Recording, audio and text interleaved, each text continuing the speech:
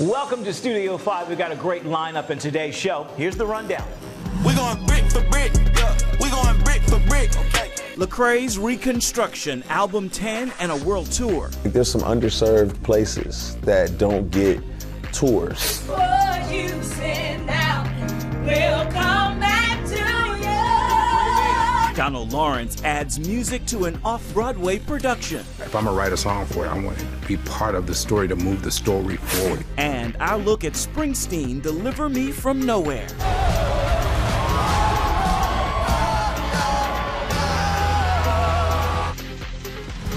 We begin with our sit-down. Multi-Grammy Award-winning rapper Lecrae is hard at work this year. He dropped his 10th studio album, Reconstruction. He released a film documenting his label's music journey. He collected another Dove Award for his shelf, and he's on a world tour. What's going on, everybody? This is Lecrae, and I am excited because we are about to embark on a journey about what it means to be unashamed. We're in Nashville now, and not too long ago, you were in Nashville for the release premiere of your documentary. That's right. Tell me about that and how long that process has been. The documentary, the Unashamed documentary, it did win an award at the Nashville Film Festival, the Audience Choice Award. For years, people have heard me scream, I'm unashamed in songs, on tours, even books. But now, I want to unpack what that really means. And this documentary chronicles our movement at Reach Records. And so we call it the Unashamed movement. Romans 1:16, I'm unashamed of the gospel, it's the power of God. It starts literally from me being a 13-year-old dreaming about doing music to meeting Triply, Tadashi, Andy Mineo, Sho Baraka, this whole movement that takes place. You get to see it from inception to what it's grown to be. So it's an amazing journey. We're going brick for brick, yeah. We're going brick for brick, okay. We're going brick for brick. Your latest project is Reconstruction. You're in the midst of the Reconstruction World Tour. What's it been like thus far? What's the tour like? The tour's been amazing. So Africa gave me a lot of energy because they don't get to see me often. It's actually been over 10 years since the last time I did a tour there. So they were just itching, and that energy fueled me to come back to the States. We here forever until they come get us. I'm building faith up from summer to winter. You pick the season, it really don't matter, cause all of them mine. I know I'm a winner. How would you describe this album? This is your 10th? So we're looking, go back to 1 to now. How would you describe what's happened? This is a mature man. This is a man who has a lot to offer, but I wanted to capture zeal, because I think my younger audience has a lot of zeal. Sometimes it's just misguided, it's misdirected. And so instead of like using that zeal and passion to be destructive, I wanted them to be constructive. What can be reconstructed in your life? What can be transformed? What are the areas that you're passionate about? Because I think we see a lot of people church hurt, we see a lot of drama, we see a lot of things that disappoint us as Christians. And I'm saying, okay, well, let's rebuild. We're going brick for brick. We're going brick for brick. Stack it up, stack it up, stack it up. I think you said from 2015 to 2020, you went through your own deconstruction, if you will. Sure. What happened? Yeah, I'm coming from this broken family. I thought when I met Jesus, I was gonna walk into this like healthy, perfect family. I didn't know it was, oh, these are more broken people. And I blamed God because I was like, well, why did you do this to me? You know, I'm being hurt by your people. And, you know, I was disoriented. And so it took time for God to show me, A, these are broken people that I love just like you. And they don't always have it together, neither do you. And God helped me to see that, and it reorientated me and it reconstructed me. A lot of the pain dealt with racism and unheard voices and not speaking out. That's right. Have things gotten better? Do you? I think I wasn't prepared for people to push back on me so hard and to say, stop being political. And I was like, I'm not being political, I'm being biblical. Yeah. I'm just caring for the poor. I'm caring for the disenfranchised. This is all the marginalized. This is the people on the fringes that God cares about. And I think that's where the disappointment lied. And I have seen that politics and faith have gotten married in ways that I know God did not intend. How are you feeling about what you're seeing play out in our world today, especially our country? I think we've got to be reminded. There's nowhere in Scripture where you're going to see Jesus say, hey, this nation has to do this. There's everywhere in Scripture where it says, in that nation, my church has to do this. So what should we be looking like as a church? When everyone is fighting, we should be a picture of love. When everyone is at odds, we should be a picture of how to relieve that tension. And so, yes, there's chaos, and there will be, but God has his people, and I feel like we need to hold tight to his truth and to represent. Stack it up, stack it up, stack it up. Lecrae's album Reconstruction is available wherever you stream your music, and again, he's on tour, coming to a city near you. Still ahead, another multi-Grammy Award winner, my absolute favorite, Donald Lawrence, adds his music genius to a stage play in New York City. Oh, happy day. Most people didn't know, that my education was in musical theater. Mm-hmm. My goal was really to do Broadway. It never was to be who I am now. Welcome back to Studio 5. Donald Lawrence is a recording artist, songwriter, choir master, vocal coach, and music producer. He's known for songs like When Sunday Comes, Encourage Yourself, and Deliver Me. But you may not have known that theater is his first love. He's the music director for the stage play Oh Happy Day, written by Jordan E. Cooper and directed by Stevie Walker Webb. All right, here we go.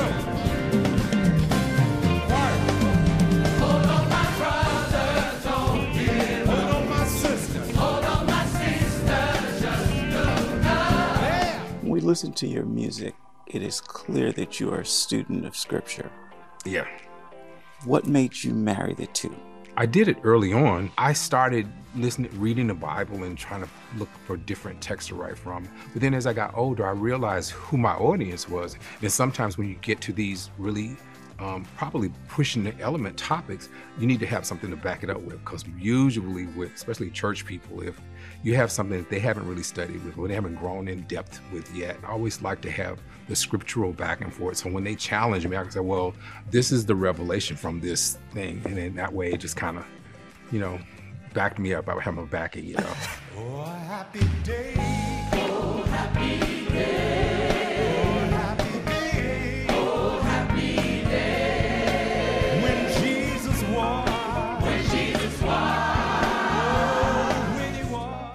You signed on to do this, and there was no music to the original play. No, there wasn't any music. Like I was saying, and Jordan, first of all, he just said, "Can we just do a Zoom?" Mm-hmm. Most people didn't know, that my education was in musical theater. Mm-hmm. My goal was really to do Broadway. It never was to be who I am now. It was always Broadway. Yeah, it's still my number one favorite thing to do. It's Broadway. Yeah, theater has always been my number one favorite thing to do, even still to this day. Power is inside you. You know what you got to do. People will make you. We didn't even talk about Oh Happy Day when we had our first conversation. Then he hit me back and said, I have this play. So he said, can you come to New York and see the reading? So I said, sure, let me know when it's happening. So I went, and he had just, scaled the reading of the piece, and my mouth was open. Now, I know how provocative he writes, but this was so unique, the way he wrapped his story, and I was just like, wow. And at the time, he said, I just feel like it needs one song at the end. I said, okay, let me think about it. And I remember when we talked, I said, well, the name of the play is Oh Happy Day. I'm never gonna write a bigger song than Oh Happy Day, so correct. I can't do that. I gotta take another approach to this, So I thought about it, and I said, a lot of times when plays have music, the song is just there to transition the scene. It's not like really a part of it. Right. It's just almost like kind of a Band-Aid, So I don't want to do that. If I'm gonna write a song for it, I want to be part of the story to move the story forward. He was like, I would love that. And I told him, I said, after reading this, my approach for this happy day that you talk about is happiness being a choice and a destination. And so I let him hear the first song. It was called It's a Good Day to Be Happy. Hey, you guys, let's kind of take it from top of the show. Let's run through a little bit of the blend on Good Day to Be Happy. Is that cool? Okay. We are the Divines.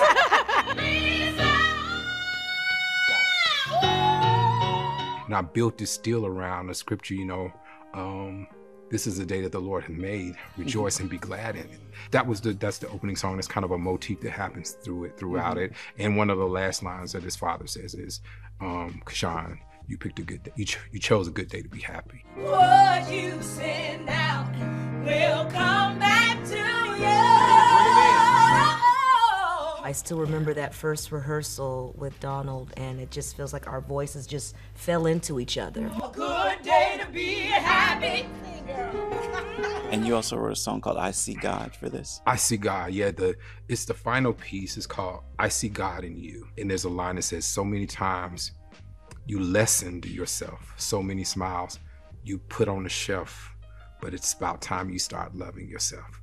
Because I see God in you. Divines, right? Yeah, no, that's good. That's good. That feels good. It feels like it's really getting in your body. So I tried to write a lyric for the Divines, which are 3 other celestial characters in there, to sing to him, to remind him that God has always been with them. That song is really, really powerful. And they just go on to say, I see God in you. And at one of the last lines, it says, become the God that's you. You are a God, and we are, made in his image. And it just reminds him that, God has always been with him, even though he felt that he wasn't. Rejoice and be glad in it. This story radically challenges you to see God with no boundaries. Oh Happy Day is playing at New York City's Public Theater, and its run has been extended. Stay tuned. We've got an in-depth look at the life and work of Donald Lawrence in a one-on-one conversation coming soon to Studio 5. We've reached a special spot now here in Studio 5. Each week we share a story in pictures. Well, this week we're giving you a little more. It's your first look at I Can Only Imagine 2. You got your dream. You inspired millions of people. I mean, what did you think was going to happen? You're just going to ride off into the sunset? No more struggles or pain? So how about you tell me what's really going on? Seems we find ourselves at the crossroads. They say sometimes you win some, The question is, sometimes you lose some. are we still headliner material? You got another hit cooking? I'm Tim. I'm Bart's warm-up. This is my first tour, It's my first tour, too. When did Accountant Bart show up? I don't know, man. About the time I invited my diabetic kid along on this writer's block-inducing make-or-break tour. Worried I might break him. Or he just might fix you. I just want to write something that helps people. Through the pain we all go through, you will never understand what I'm going through. Gratitude, grief, finding a way to hold them both. God is in fire, and it is beautiful. This song needs you.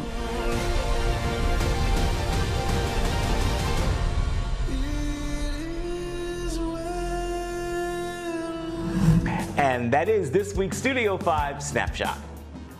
Still ahead, a Bruce Springsteen story hits the big screen. Bruce Springsteen, a global icon and legend, can suffer mental anguish and find the right help to get through it. Welcome back to Studio 5. Singer, songwriter, and guitarist Bruce Springsteen has many stories to tell. And actor Jeremy Allen White is helping him to share one of them with Springsteen, Deliver Me From Nowhere. It's a hard thing, realizing people aren't who you want them to be. It's a very intimate and personal story and chapter in Bruce's life that not a lot of people are aware of. It feels different coming home.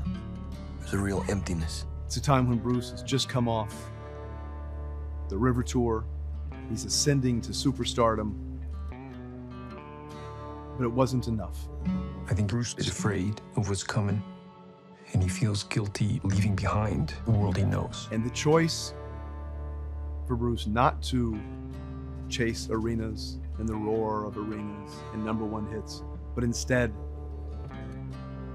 to choose silence, a 4-track recorder, and the courage to look inward. That gave us Nebraska, one of the best records of the last 50 years, in my opinion. These new songs, they're different, but they're the only thing making sense to me right now. The only thing I can still believe in. Then we'll get it. Whatever it takes. I thought this film was special in the sense that, you know, it's talking about a very specific period in Bruce's life. This is a highly unorthodox career move. That's the point. He's channeling something deeply personal. But in this office, my office, we believe in Bruce Springsteen. And I was immediately excited because it was an opportunity to portray a man I admired greatly. That's Bruce Springsteen. Songwriting's a funny thing. And it's about searching for something. Something that's gonna give your life a little bit of meaning. The film, to me, is about the creative process. It's awfully fitting for a handsome devil rock star. I do know who you are. Well, that makes one of us. Working with Scott's wonderful. I think he hires the actor that's right for the job, historically. And I hope that's the case, you know, here as well. Trying to find something real in all the noise.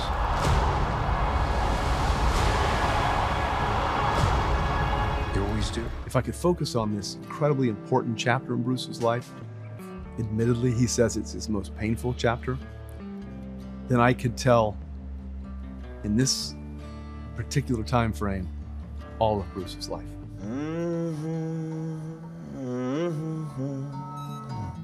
How's that sound?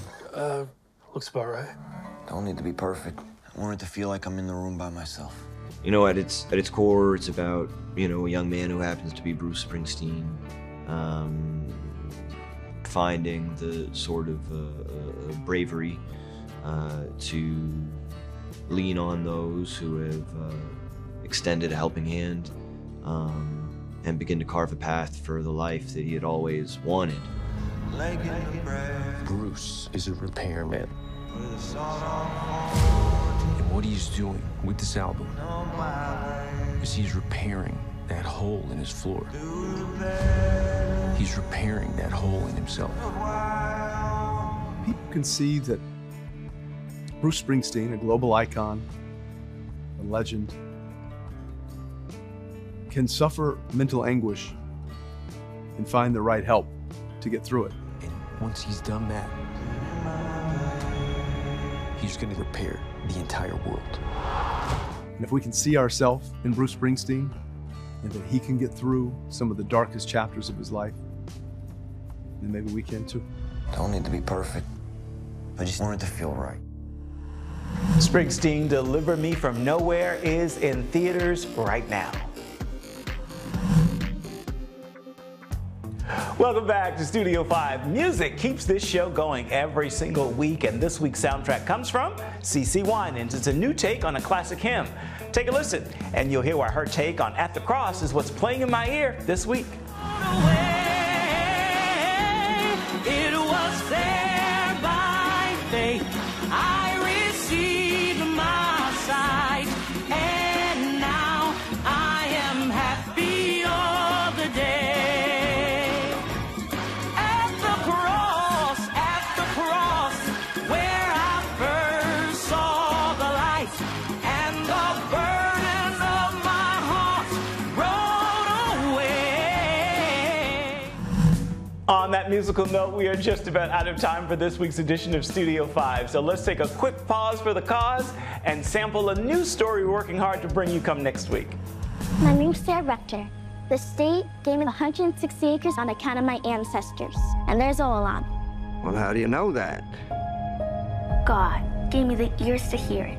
It's the true story of an 11-year-old who becomes one of the nation's first African-American millionaires. Our Aunt Sarah lived an incredible life, and it's important to us that her story is being told. We head to Kansas City for Sarah's Oil and an in-depth look at the film and a one-on-one conversation with the cast and crew.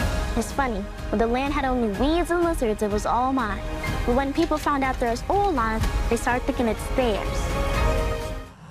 Please join us for that and much more next week. We've got time right now for just one more thing. Let's give the final word to Lecrae.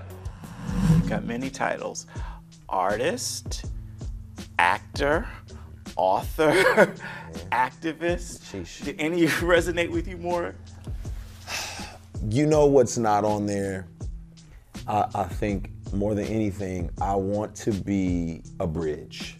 That's the most important thing for me, is to be a bridge between faith and culture. That's how I met the Lord, is seeing a bridge, seeing someone. I was like, wait a minute, if they can be Christian, then I can be Christian. And I love being able to create that bridge, just being able to have someone like, you know, Megan Good or Will Smith on my podcast, and we can talk about God, we can talk about their world as well. And so anyone can resonate, and I can be a bridge that people feel comfortable, like, okay, let's tell me more. That's the space I feel like I live in. Lecrae, thank you. That is a great final word for this week's edition of Studio 5 and for this week's look at uplifting entertainment. Until next time, make time to uplift someone around you, and then please come on back and see where Studio 5 takes you next week. Bye-bye. Thank you for watching.